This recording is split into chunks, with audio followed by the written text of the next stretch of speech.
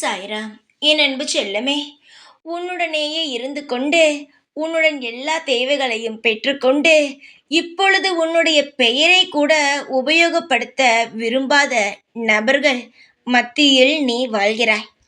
உன்னிடம்தான் எல்லாவற்றையும் அவர்கள் பெற்றுக்கொண்டார்கள்.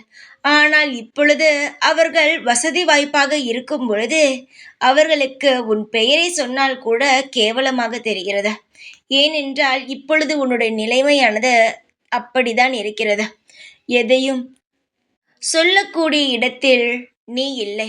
மிக கஷ்டத்தில் இருக்கிறாய். ஆனால் உன்னிடம் வாங்கிக் கொண்டவர்கள் அப்படி இருக்கக்கூடாது அல்லவா? அவர்களுக்கு நான் எந்த ரூபத்தில் பதிலடி கொடுக்க வேண்டும் என்பது எனக்கு தெரியும். நீ கவலைப்படாதே. உன் பெயரை கூட உச்சரிக்க அவர்கள் தயங்குகிறார்கள். அவர்கள் நம்பிக்கை துரோகி. அவர்கள் எப்பொழுதும் அவர்களை நீ மன்னிக்க கூடாது. நீ இப்பொழுது இருக்கும் நிலையானது மோசமாக இருந்தாலும் உன்னுடைய மனதளவில் நீ நிச்சயமாக உயரத்தில்தான் இருக்கிறாய். எப்பொழுது வேண்டுமானாலும் வசதி வாய்ப்புகள் வரும்.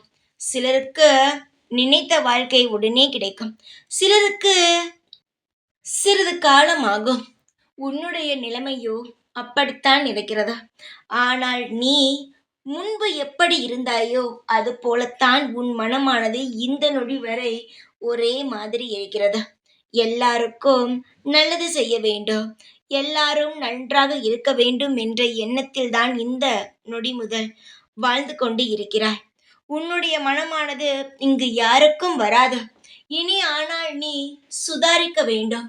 பல பேர் உன்னை வைத்து அவர்களுடைய ஆசைகளை, கனவுகளையும், அவர்கள் லட்சியத்தையும் அடைந்தார்கள்.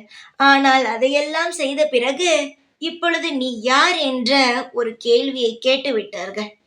உன்னுடைய வாழ்க்கையில் இனி நீ செய்ய வேண்டும் என்று நினைத்தால் உறவுகளுக்கு மட்டும் எந்த ஒரு நொடியும் உன்னுடைய வாழ்க்கையில் எந்த ஒரு உதவியும் செய்ய வேண்டாம். என்ன சாய் இப்படி சொல்கிறார் என்று நினைக்காதே. உறவுகளால் பாதித்த உனக்கு நீதான் இதுதான் நல்லது. நீ உறவுகளால் பாதித்தது அனைத்தும் போதும். இனி உன் வாழ்க்கையில் பாதிப்பு இருக்கக்கூடாது என்றால் சற்று ஒதுங்கி இரு. பல பேர் உன்னை திரும்பி பார்க்கும் நேரம் வரும் பொழுது தானாக எல்லாரும் வருவார்கள். பொறுமையாக இரு. உன்னுடைய நிலைமையானது சரியாகும். சீக்கிரமாகவே உன்னுடைய பெயரை கூட சொல்லக்கூடாது என்று மறைத்தவர்கள் எல்லாம் தலை குனிந்து உன்னிடம் மன்னிப்பு கேட்பார்கள். நீ சந்தோஷமாக வாழும் நேரம் வந்துவிட்டது. கவலை இல்லாமல் இரு. நான் சொன்னதை மட்டும் எந்த ஒரு நொடியும் மறந்து விடாதே. தைரியமாக இரு. எப்பொழுதும் உன் கூடவே இருப்பேன் நான். ஓம் சாய்ராம்.